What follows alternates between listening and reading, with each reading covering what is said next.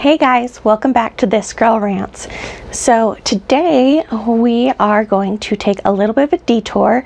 We've been doing purely fantasy books so far, but today we're going to do a romance. I'm going to talk about Otherwise Engaged by Jonah Barker.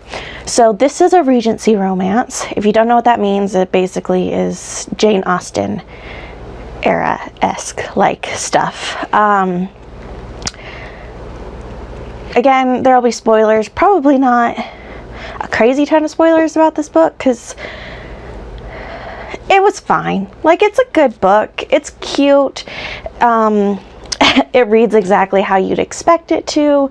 You know, it's about Rebecca and Nicholas, and Rebecca is secretly engaged to another dude, Edward, but her family hates Edward's family, so that's why they're secretly engaged. But while they're trying to figure out like why their families hate each other, she meets Nicholas, and then she ends up falling in love with him, and he doesn't know that she's engaged, although he knows that there's another potential suitor, and her family doesn't know anything, and that's pretty much the gist of the story.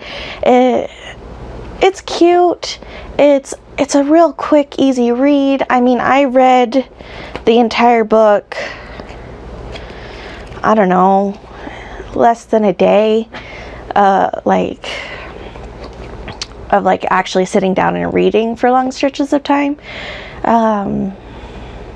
So like maybe at most 6 hours. I don't know. I could be estimating that wrong, but it's really cute. And if you like Regency era stuff, I think you would really like this. There's not twists or turns. There's not like, oh my gosh, that's so shocking.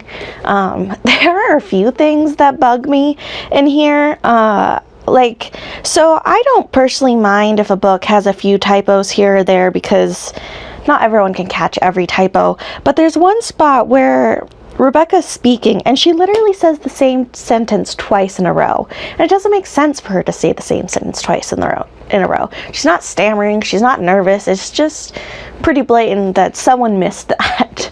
And then another thing is there's some continuity errors with their family line.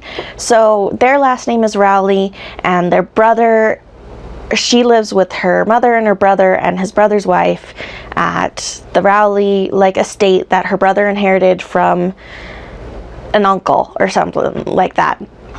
And the uncle died, but the uncle's wife is still alive, so she also lives there. But for the bulk of the story, she's gone. And then somehow halfway through the book, it's like the author forgot that the people who owned the house were related through the husband, because the wife goes into labor and they are struggling to get Lady Rowley, who is, the wife of the deceased dude who originally owned the estate, to come back, because she's the grandmother of the William Rowley, so that's Rebecca's brother's wife, Juliana. And I'm like, okay, I know that people married family and stuff, but the way that they talk about it makes it seem like Juliana and him didn't really know each other at all until they met and ended up getting married. And so it's just a little weird. I personally feel like it's something that the author just kind of made a mistake. She wanted the grandmother to be there, and it wasn't clearly explained, because the whole birthing scene is a pretty big deal, and it's a difficult one, and that whole section is I actually cried at that point. It was just really sad. And I mean, the baby's fine, everything's fine, but it was just a lot of emotions happening at that point. But so, if you like Regency era, go ahead, give it a try. It was cute. It was straightforward. There were no twists and turns or anything. You knew exactly what was going to happen. Rebecca was going to fall in love with Nicholas. There was going to be some challenges, and then she'd end up with Nicholas, One thing I did like, though, is that her suitor, Edward, I feel like a lot of times they make the suitor to be like this terrible person, and he wasn't. His father did some things that were not great, and that's why their families had conflict, but he was just like a genuinely nice guy, and they just rushed into the relationship too quick. Like, neither of them actually loved each other, and so, like, I don't know, I thought that was nice. I thought it was nice that there wasn't like, well, obviously he's a terrible human being because he's not the main love interest, you know? Like, it was nice to see the opposing love interest still be a decent person, even though he wasn't the right fit for her.